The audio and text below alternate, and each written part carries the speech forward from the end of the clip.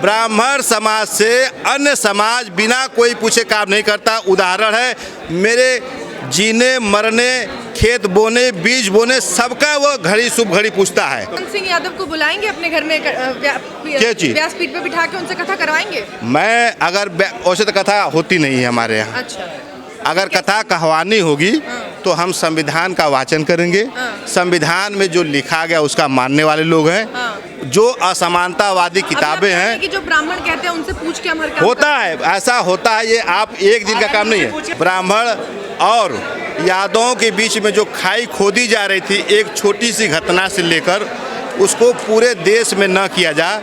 हम लोग आपको छोटी घटना देश के जो सबसे बड़े सामाजिक न्याय के नेता हैं वो आदरणीय प्रधानमंत्री जी हैं। उनकी मध्यस्थता में समाज के लोग आगे भविष्य में कोई इस प्रकार की घटना न हो, समाज में विषमता न फैले, विष न फैले, इसलिए प्रेस आयोजित की गई है।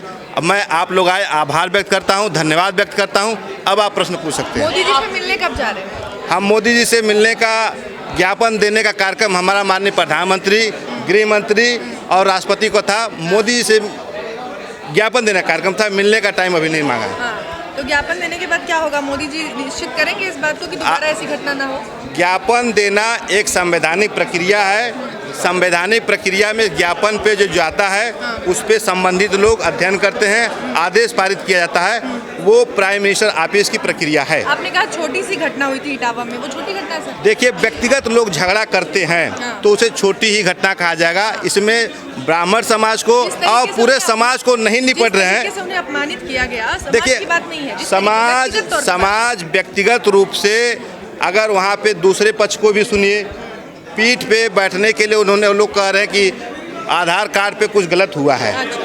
तो उसकी जांच करेंगे। हम तो उसे हम जो आपको यही बताने का प्रयास कर रहे हैं कि इंडिविजुअल घटना से दो समुदायों के बीच में विष घोलने का जो काम बहुत तेजी से चल रहा है वह न हो। ब्राह्मण जो है हमारे समाज के लोग, ये देखिए दूसरे पीढ़ी के हैं। सुनिए, आप मेरी बात सुनिए, सब हमें सुन लो भाई पत्रकार महोदय। ब्राह्मण समाज से अन्य समाज बिना कोई पूछे काम नहीं करता। उदाहरण है, मेरे जीने मरने, खेत बोने, बीज बोने, सबका वो घड़ी शुभ घड़ी पूछता है।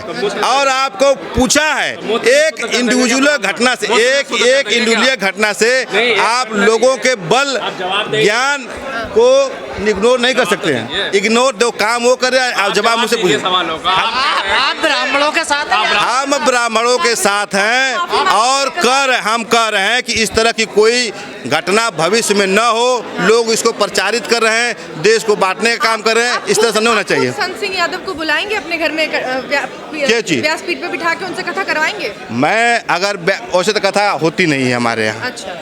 अगर कथा कहवानी होगी तो हम संविधान का वाचन करेंगे। संविधान में जो लिखा गया उसका मानने वाले लोग हैं। जो असमानतावादी किताबें हैं, कि जो ब्राह्मण कहते हैं उनसे पूछ के हमारे काम होता है, ऐसा होता है। ये आप एक दिन का काम नहीं है। यस, खाना भी जो है शादी ब्याह में जो बनता है, आप नए पीढ़ी के पत्रकार महोदय हो, भोग लगाया जाता है, खाना बन जाता है, लेकिन भोग जब तक नहीं लगता है तब तक दूसरा कोई नहीं खाता है। आप अपने पुराने साथियों से पूछ लीजिए। ब्राह्मण जो सिर के बाल काटे हैं, मूत्र से शुद्ध किया, सही क्या उन्होंने? देखिए, वो व्यक्तिगत घटना है, उसकी जांच करवा रही है पुलिस प्रशासन। तो आप आंदोलन क्यों कर रहे हैं? हम ये इसलिए कर रहे हैं कि दो समाज में खाइयों को बांटने का काम ये इलेक्ट्रॉनिक मीडिया, प्रिंट मीडिया कर रही है। कहिए, जिन्होंने अपमानित किया उनसे कहिए कि हम तो, अरे मैडम, आपको बात समझने का प्रयास किया। मैं आप समझने का प्रयास, हमने कहा कि माननीय प्रधानमंत्री जी सामाजिक न्याय के बड़े नेता हैं। दोनों पक्ष के लोगों को मिलाकर बैठ कर मध्यस्थता करके समाप्त किया जाए। वो करना चाहिए, उनको करना चाहिए जी। सामाजिक न्याय के मोदी जी हैं, लोहिया जी हैं? सामाजिक आपको देखो पढ़ना लिखना था आप मैं बता रहा हूँ। देखिए, लोहिया को पढ़े हो आप लोग, आपको जो मैनिफेस्टो बना है भारतीय जनता पार्टी का उसको पढ़िए। समाजवादी, सुनिए, आप प्रश्न का जवाब सुनिए। जो भारतीय जनता पार्टी, मैं उनका प्रवक्ता नहीं हूँ, लेकिन जो कॉन्स्टिट्यूशन है उसमें है समाजवादी पार्टी। क्या एकदम मानते हैं ललित यादव को कि हमें प्रेस कॉन्फ्रेंस और मीडिया का सहारा क्यों लेना पड़ा? ये हमारे पास लिफाफे हैं, ये हमने परमिशन मांगी थी कि हमको जंतर मंतर पर समाज की बातों को रखने का परमिशन दिया जाए आज के लिए, लेकिन प्रशासनिक कारणों से उसको रद्द कर दिया गया। लिहाजा हम आप लोगों को कॉन्स्टिट्यूशन क्लब में बुलाए। सम्मानित पत्रकार साथियों, मैं इस प्रेस के माध्यम से पूरे समाज के देशवासियों को इतना सा संदेश देना चाहता हूं कि हम लोगों ने एक पहल की थी कि जो समाज में दूरियां बढ़ रही हैं उसको कम किया जाए। हम जब तक उस संख्या को नहीं जुटा पाएंगे, दिल्ली ऊंचा सुनती है। बहुत ही इनके कान जो है बहुत देर से सुनते हैं। हमको गांव-गांव, शहर-शहर, कस्बे-कस्बे जाके लोगों को इसके लिए तैयार करना पड़ेगा। ये बड़ी लड़ाई, ये हमारे अस्तित्व की लड़ाई है।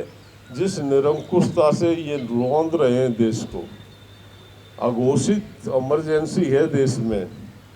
कोई आदमी बोलने की क्षमता नहीं रखता, बोलता है तो उसको तरह तरह से दबाया जाता है। जो ये करे वो सब ठीक है, जो दूसरे करें वो सब गलत है।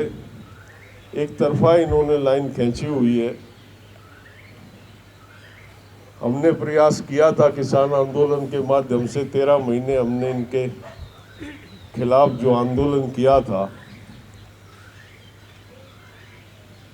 और इनको एहसास कराया था कि जनमत बड़ा होता है, जनमत के सामने सरकारें नहीं टिक सकती। दोबारा से उस तरह का एक जनमत इकट्ठा करना पड़ेगा। विडंबना ये, हम जाति, धर्म, क्षेत्रवाद इसमें बिखरे हुए हैं और उसका ये लाभ उठा रहे हैं। हमको भारतीय बनना पड़ेगा, हमको भारतीय नागरिक बनना पड़ेगा। हमको इस देश की एकता और अखंडता को अक्षुण्ण रखने के लिए अपना मन बनाना पड़ेगा, तब हम इस लड़ाई से लड़ सकते हैं। शत्रु दिन प्रतिदिन ऑर्गेनाइज, ज़्यादा से ज़्यादा ऑर्गेनाइज होता जा रहा है। पॉलिटिकल जिस तरह का इन्होंने माहौल बनाया, एक आदमी कल करप्ट है, उसको अपनी पार्टी ज्वाइन कराते हैं, उसके सारे पाप धुल जाते हैं और वो गंगा जी में नहाया हो जाता है, इनके यहाँ के पवित्र हो जाता है। ब्यूरोक्रेसी पे जिस तरह से अंकुश लगा, जिस तरह से न्यायपालिका को कब्जे में लिया जा रहा, उम्मीद बचती नहीं है। पराचा साहब जैसे चंद लोग जिनको उंगलियों पे गिने तो पूरी उंगलियां और वे पूरे नहीं होते हैं। इनको बल देना, इनको ताकत देने की आज आवश्यकता है। हम भविष्य में एक प्रचंड आंदोलन की भूमिका तैयार करें, इकट्ठा हों, इनको ताकत दें, इनके साथ मिलकर लड़ें। मैं अपने संगठन की तरफ से अश्योर करता हूं, जब भी ये आवाज़ देंगे हमारा संगठन इस लड़ाई में साथ आएगा। धन्यवाद। जय